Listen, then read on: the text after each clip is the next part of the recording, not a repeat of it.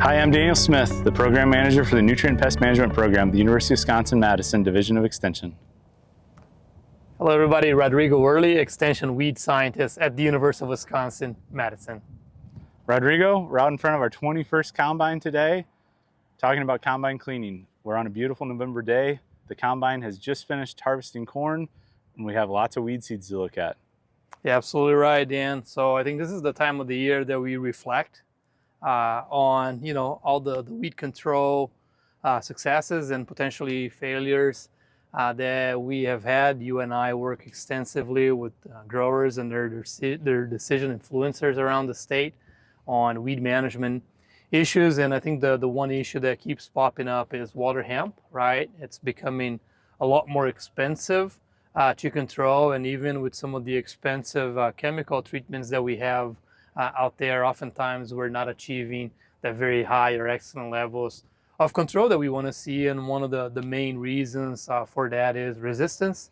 Water hemp is, it's amazing to me how fast water hemp has been evolving resistance to the multiple herbicides.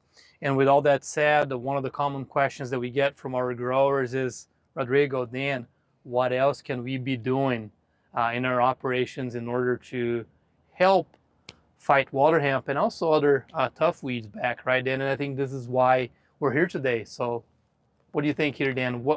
How can we relate weed control to harvest now? Yeah, absolutely. So combine cleaning is part of an integrated approach for weed management. And 99% of the weed seeds on a water hemp plant are retained until they're mechanically separated. And this machine behind us is excellent at mechanically separating those weed seeds. So essentially, as that water hemp plant is pulled into the combine head, some of the weed seeds are dropped off on the head. We have lamb's quarter today to illustrate that. A lot of lamb's quarter seeds on the head. Mm-hmm. Those seeds then are pulled into the combine, and a lot of them go right out the back with the rest of the residue. Some settle out, but most of them are making their way back out through the combine. So then the fall, you sometimes see those nice strips of weeds through the field. That's from combining maybe several years ago, a really troublesome weed. Yeah, no, that's really good, Dan.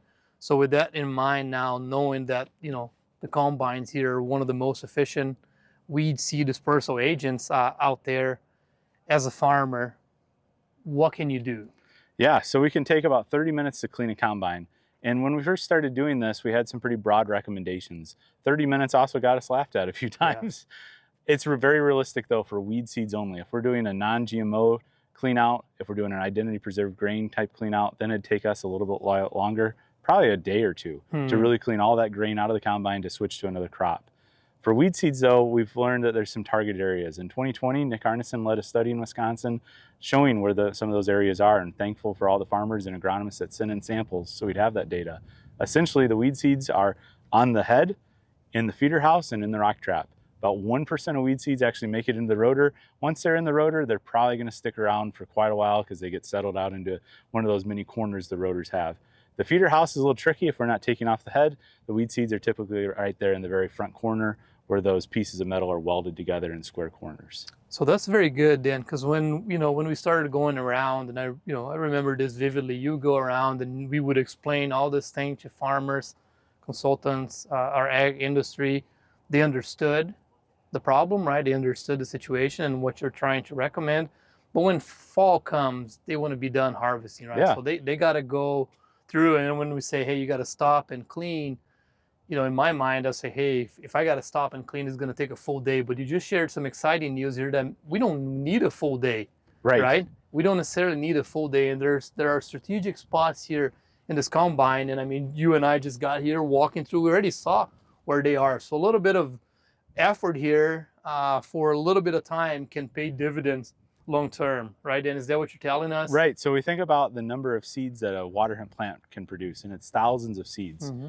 And we're harvesting those, so 99% of those are making it to the combine, and then we're using the combine to spread those seeds. Now that's okay if the whole field is full of water hemp.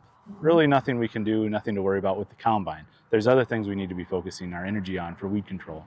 But if we're thinking about this as maybe the next field we're going to is weed free, or there's only a single patch of weeds in this field, then shutting down the combine, cleaning it off after we've essentially put all those weed seeds on the combine really pays off, because then we prevent those from moving further into the field or onto the next field.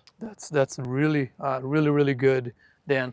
So the one question here that I have for you, you mentioned this is the 21st time that we are doing this. So 21 machines that we have had the chance to look at. How many of them have you found weed seeds in?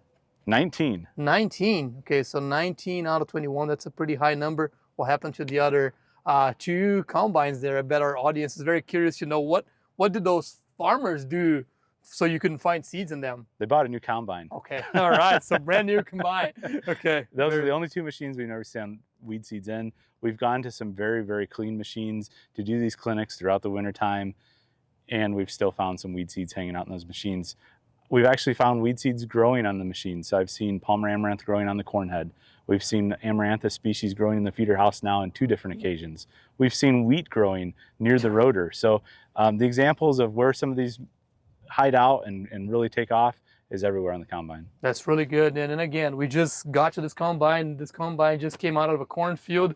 You and I were just taking a look here, and without a lot of effort. I mean, this is just a highly concentrated amount of common lamb's quarter seed here that you're going to be showing a little more detail. So again, just looking at this combine here, the exterior parts here, you can see a lot of weed seed. So blowing this around would probably pay off. But the question then we get from our growers then when we're talking about cleaning that combine, as they either hit a weedy patch or they travel from field to field, or if they want to do it at the end of the day every time, you know, before they start the next day, where should they be doing that, right? Because you also got to be strategic about that piece. So what is your answer to them? The gravel lot in front of the shop works really well if it's the end of the day. There's usually some light there. There's access to tools like an air compressor.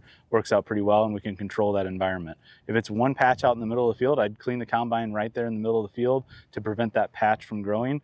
If we're moving on to another field, or we're coming from another field and we know there's weed seeds, right there in the field where the weed seeds were is the best place to do this. That way we're not further spreading our problems of having these weeds out of control. Very good, and perhaps a good thing to do if you're not doing it in a gravel lot, if you're actually doing it out in the field, is kind of take note where that happened, right? And pay attention to those fields next year, because those are the areas you're going to have very high concentration of weeds coming through. You don't need to deploy multiple post passes to control that. Perhaps be strategic and do some spot spraying. If you got a gator on the farm there, it can come and just clean those areas right in, so you prevent the problem from continuing to spread. So I think that's very good. Very, very good. All right, Dan, so with that, why don't you start walking us through the process here, starting from safety and then other spots here that you want to show us that we should be thinking about if we want to do a quick cleanup of our combine, thinking about reducing the spread and dispersal of weed seeds. Sounds great. Let's do it. Thanks, Rodrigo. Thank you, Dan.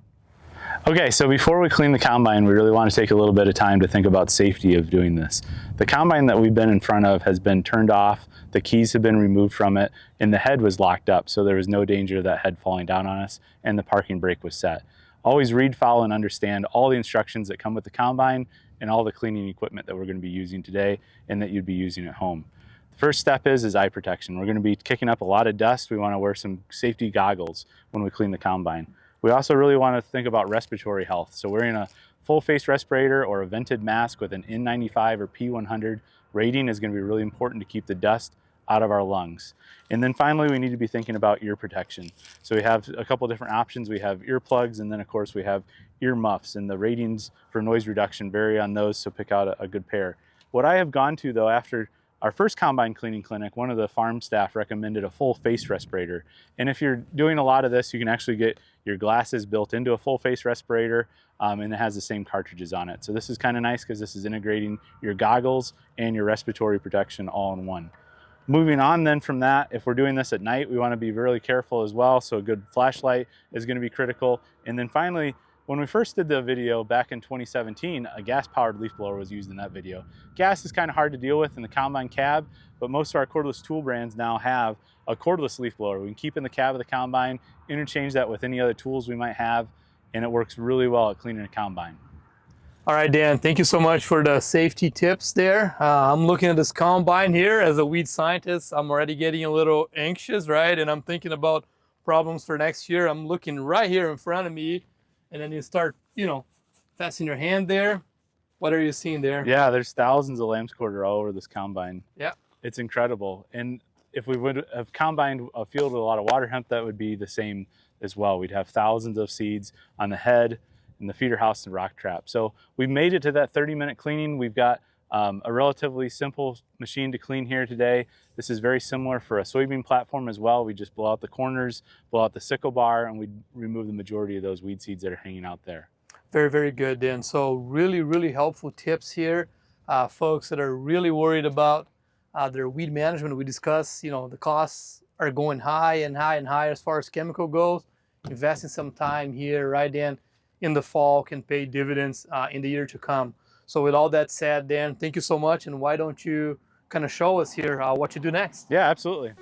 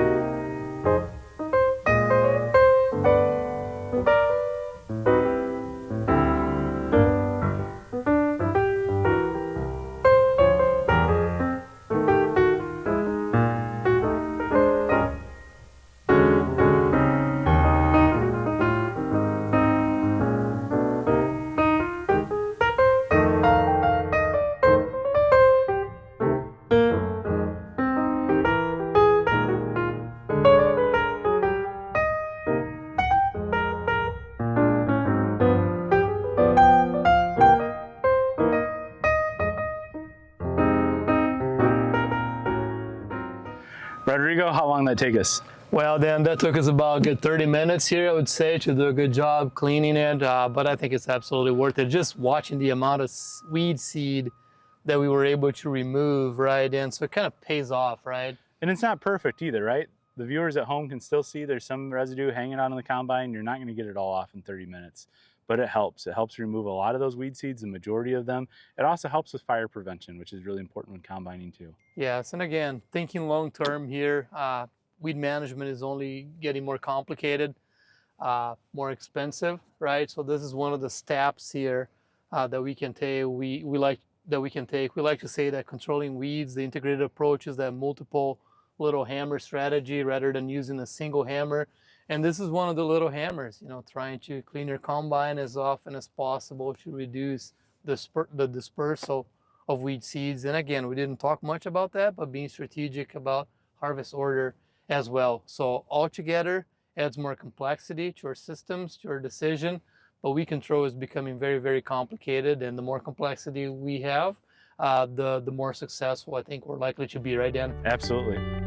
So thank you all for watching. Thanks, Dan. Thank you.